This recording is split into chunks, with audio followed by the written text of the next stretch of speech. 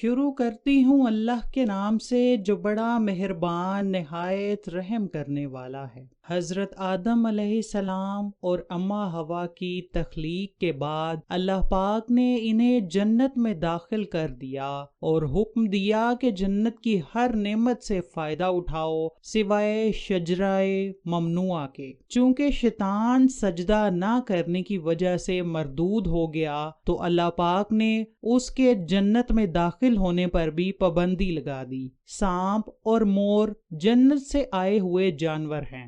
جنت میں گھومنے پھرنے اور کھانے پینے کو بہت کچھ تھا، لیکن جنت میں اکیلے اور تنہا ہونے کی وجہ سے حضرت آدم علیہ السلام اداس رہتے، تو اللہ تعالیٰ نے حضرت آدم علیہ السلام کی بائیں پسلی سے بی بی حوا کو پیدا کیا، اور یوں حضرت آدم علیہ السلام بی بی حوا کا ساتھ پا کر خوش ہو گئے اور وہ دونوں جنت میں خوشی خوشی رہنے لگے۔ جبکہ شیطان چاہتا تھا کہ میں کسی نہ کسی طرح حضرت آدم علیہ السلام اور اماں حوا کے دل میں کوئی ایسا وسوسہ ڈالوں کہ جس کی وجہ سے وہ جنت میں رہ کر کوئی ایسا کام کریں جس کی بدولت اللہ تعالیٰ ان دونوں سے ناراض ہو کر ان کو بھی جنت سے نکال دے۔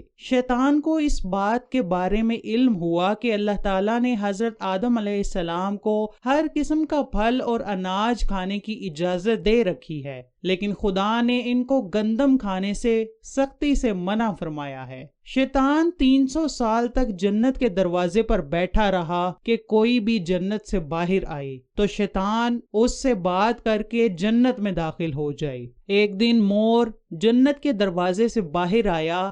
شیطان اس کو دیکھ کر بہت ہی خوش ہوا اور اس کو کہنے لگا کہ تم بہت ہی خوبصورت ہو۔ شیطان نے اس پرندے سے پوچھا کہ تم کون ہو جو اتنی خوبصورتی رکھتے ہو؟ مور نے کہا کہ مجھے مور کے نام سے پکارا جاتا ہے۔ مور نے شیطان سے کہا کہ اب تم مجھے اپنے بارے میں بتاؤ کہ تم کون ہو؟ شیطان نے کہا کہ میں عالم کروبیہ کے فرشتوں کا سردار ہوں، میں ہر وقت اللہ تعالیٰ کی عبادت میں مصروف رہتا ہوں۔ شیطان نے کہا کہ میں چاہتا ہوں کہ میں جنت میں داخل ہو کر سب چیزیں اپنی آنکھوں سے دیکھ سکوں۔ شیطان نے مور سے کہا کہ کیا تم مجھے جنت میں داخل ہونے کے لیے میری مدد کر سکتے ہو؟ اگر تم مجھے جنت میں داخل کرنے میں میری مدد کرو گے تو میں تجھ کو 3 ایسی باتیں بتاؤں گا کہ جس کی وجہ سے تم ہمیشہ کے لیے جوان رہو گے، تم کبھی بھی بوڑھے نہیں ہوگے، تم کو کبھی بھی کوئی بیماری نہیں گھیرے گی اور تم ہمیشہ کی زندگی جنت میں ہی گزارو گے۔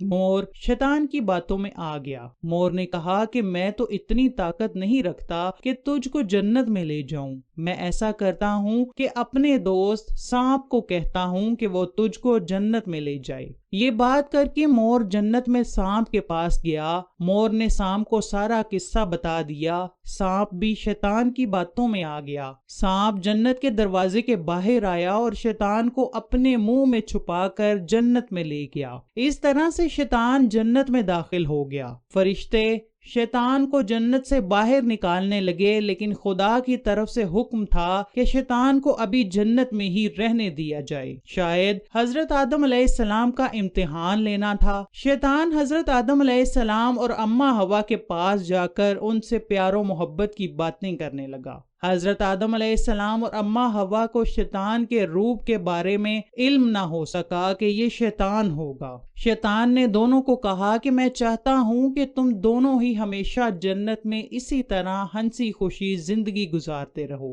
حضرت آدم علیہ السلام شیطان کی باتیں بڑے غور سے سن رہے تھے۔ دونوں نے پوچھا کہ ہم کس طرح ہمیشہ کی زندگی جنت میں گزار سکتے ہیں؟ شیطان نے کہا کہ اگر تم دونوں گندم کے اناج کو چکھ لو تو تم ہمیشہ ہی جنت میں خوشباش زندگی گزارنے میں کامیاب ہو جاؤ گے۔ شیطان کی بات سنتے ہی حضرت آدم علیہ السلام کے دل میں خدا کا خوف طاری ہو گیا کہ خدا نے ہمیں گندم کھانے سے سختی سے منع کیا ہے۔ لیکن حضرت اماں ہوا شیطان کی باتوں میں آ گئی۔ اماں ہوا کے کہنے پر حضرت آدم علیہ السلام نے بھی گندم کے دانے کھا لیے۔ گندم کے دانے کھاتے ہی اللہ تعالیٰ نے حکم دیا کہ ان دونوں کو زمین پر الگ الگ مقام پر اتارا جائے، تو اللہ تعالیٰ کے حکم سے فرشتوں نے دونوں کو زمین پر اتار دیا۔ شیطان اپنا بدلہ لینے میں کامیاب ہو گیا تھا، کیونکہ جب اللہ تعالیٰ نے شیطان کو کہا تھا کہ حضرت آدم علیہ السلام کو سجدہ کرو، تو شیطان نے خدا کے حکم کی نافرمانی کی تھی، جس کی وجہ سے شیطان کو جنت سے نکال دیا گیا تھا۔ جس خوبصورت پاؤں سے مور نے اپنے پنجوں میں سانپ کو اٹھایا تھا اور شیطان کو سانپ کے منہ کے ذریعے جنت میں داخل کیا تھا، اللہ تعالیٰ نے مور کے پاؤں کی خوبصورتی کو بدصورتی میں بدل کر رکھ دیا۔ سانپ نے شیطان کو منہ میں چھپا کر جنت میں داخل کیا تھا، تو اللہ تعالیٰ نے ہمیشہ کے لیے سانپ کے منہ میں زہر بھر دیا۔ اس طرح اللہ تعالیٰ نے مور اور سانپ کو جنت سے باہر نکال دیا تھا۔ حضرت آدم علیہ السلام اور اماں ہوا کئی سالوں تک خدا سے رو رو کر معافیاں مانگتے رہے۔ کئی سال کے بعد اللہ تعالیٰ نے دونوں کی دعا کو قبول فرماتے ہوئے دونوں کو آپس میں ملا دیا۔